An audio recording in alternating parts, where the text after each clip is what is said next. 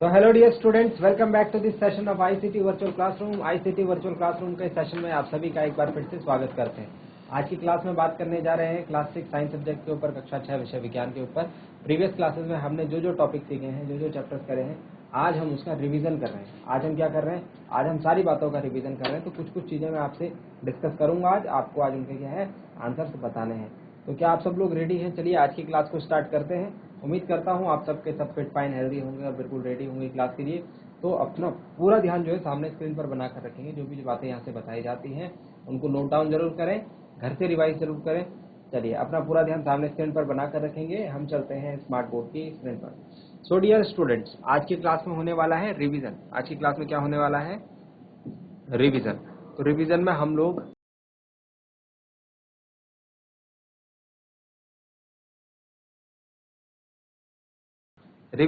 लोग जो पिछले टॉपिक्स हमने पढ़े हैं, है ना, पिछले टॉपिक्स हमने पढ़े हैं, वहां से हम लोग क्वेश्चन आज लोग मिक्स क्वेश्चन डिस्कस करेंगे। किसी किसी टॉपिक के क्वेश्चंस को डिस्कस करेंगे। तो रिवीजन लिख लो कॉपी में अपनी। Question number 1,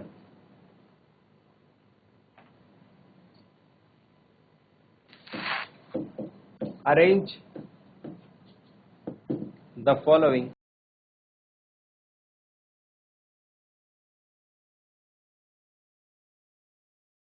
in their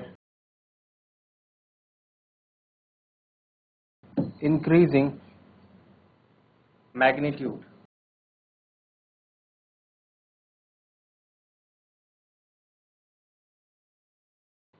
1 meter, 1 centimeter,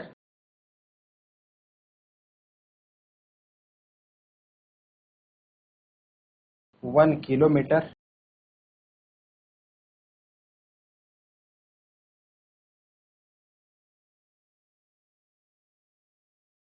1 millimeter।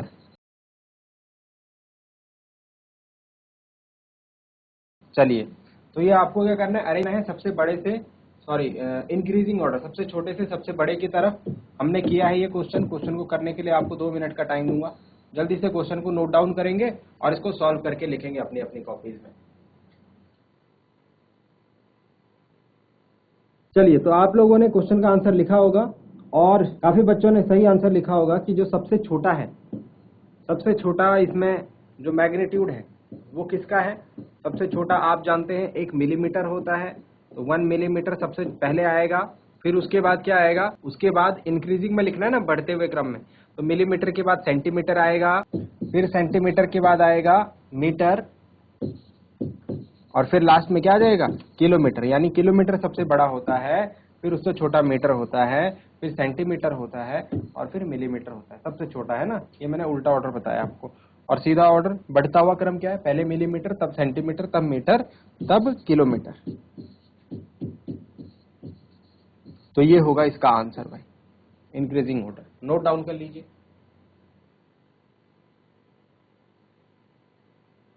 दूसरा क्वेश्चन लिखेंगे,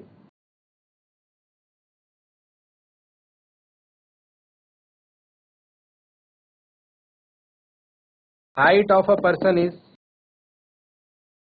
1.65 metre, express it in centimetre and millimetre. एक व्यक्ति की जो हाइट है, व्यक्ति की जो ऊंचाई है, वो 1.65 मीटर है। आपको इसको सेंटीमीटर और मिलीमीटर में बताना है कि कितनी ऊंचाई है। करके बताएं इसे जल्दी से।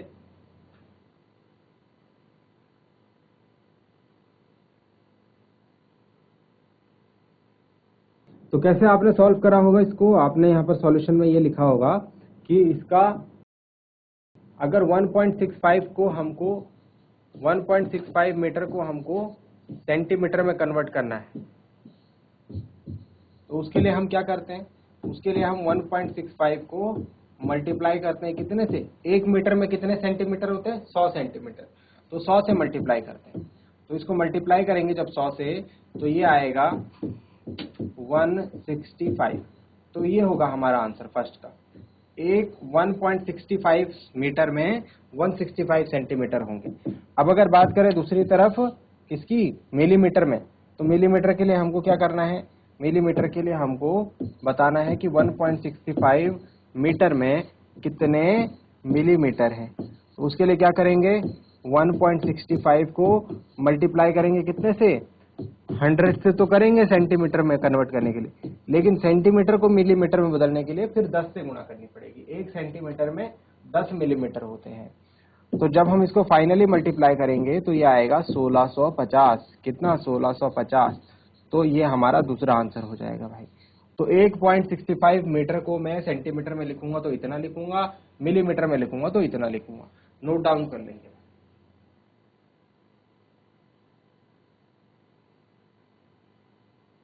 एक और क्वेश्चन इसी चैप्टर से, फिर हम चलते हैं अगले चैप्टर की तरफ। एक और क्वेश्चन है, two examples of periodic motion, give 2 examples of periodic motion. चलिए, इस क्वेश्चन को करने के लिए भी आपके पास 2 मिनट का टाइम है। जल्दी से लिखेंगे आंसर और इसको सॉल्व करेंगे।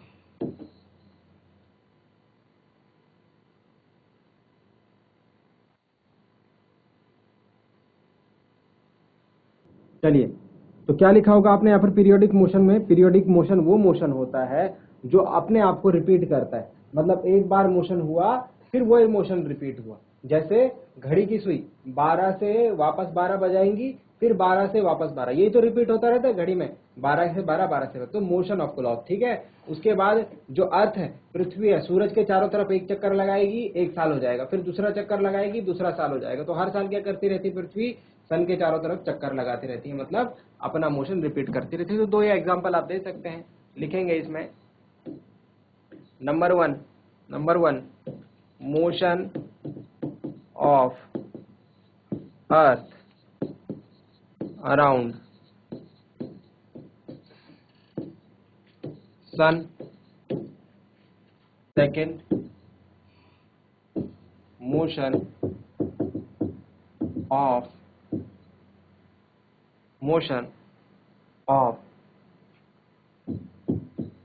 The hour hand of a clock.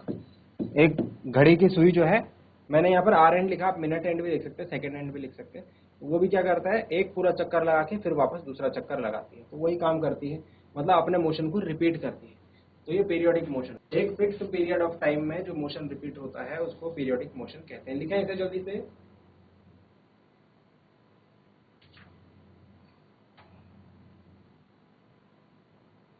एक नया क्वेश्चन लिखेंगे, लिखिए मेरे साथ, क्वेश्चन को लिखें, बहुत ही इंटरेस्टिंग क्वेश्चन है। लिखिए, rearrange the boxes given below to make a sentence.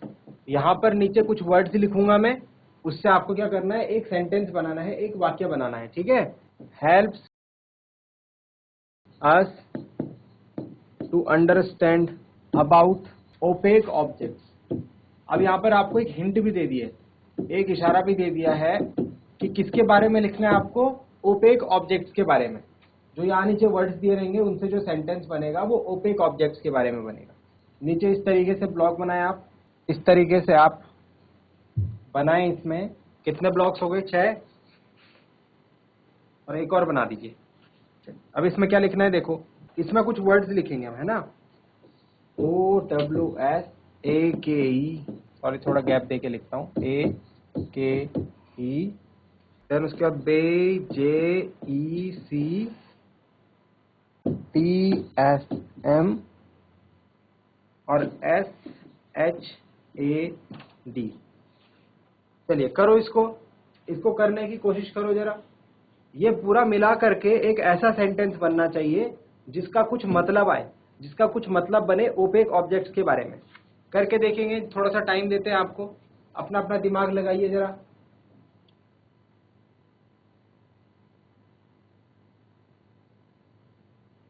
चलिए देखिए, मैं बताता हूं कैसे बनाएंगे आप लोग। एक हिंट आपको क्वेश्चन में दे रखी थी ना, ओपेक ऑब्जेक्ट के बारे में बनाना है। तो देखो ये रहा, OPAQUE, ओपेक, OBJECTS, देखो ये हिंट तो क्वेश्चन में मिल गई थी, तो 2 वर्ड तो हमने बना लिए।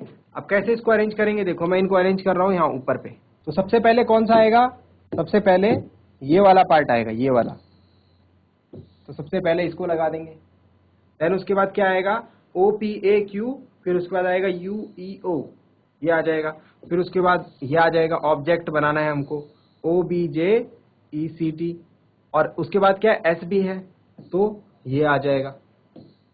इतना तो समझ में आ गया ना। अब उसके बाद M है, तो M के आगे AKE लगा दो, MAKE, मेक, ठीक है। और यहां पर शेडो लिखा हुआ दिख रहा है हमको, शेडो, SHADOWS।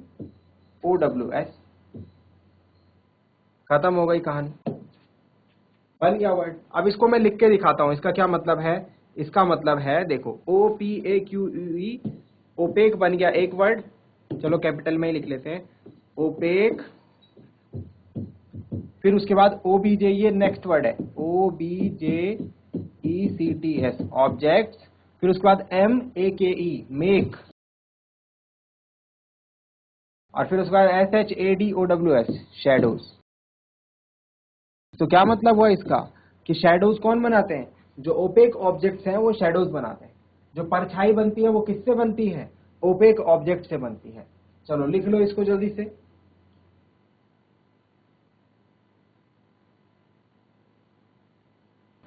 चलिए, ये समझ में आ गया सबको, ये सबको समझ में आ गया, लिख लो इसको।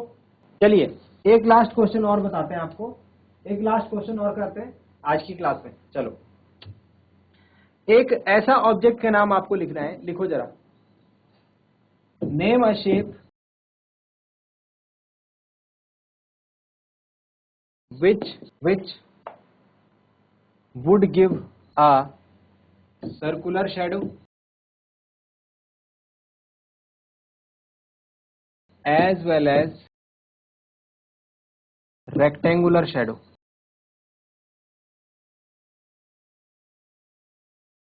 एक ऐसी आकृति बताओ जिससे गोल परछाई भी मिले और आयताकार भी, मतलब ऐसी परछाई भी मिले, ऐसी गोल और ऐसी परछाई भी मिले। बता सकते हो कौन सी शेप होगी जिससे ऐसी और ऐसी दोनों परछाई बन जाए, ऐसी और ऐसी दोनों शैडो बन जाए। सोचो जरा, दिमाग लगाओ।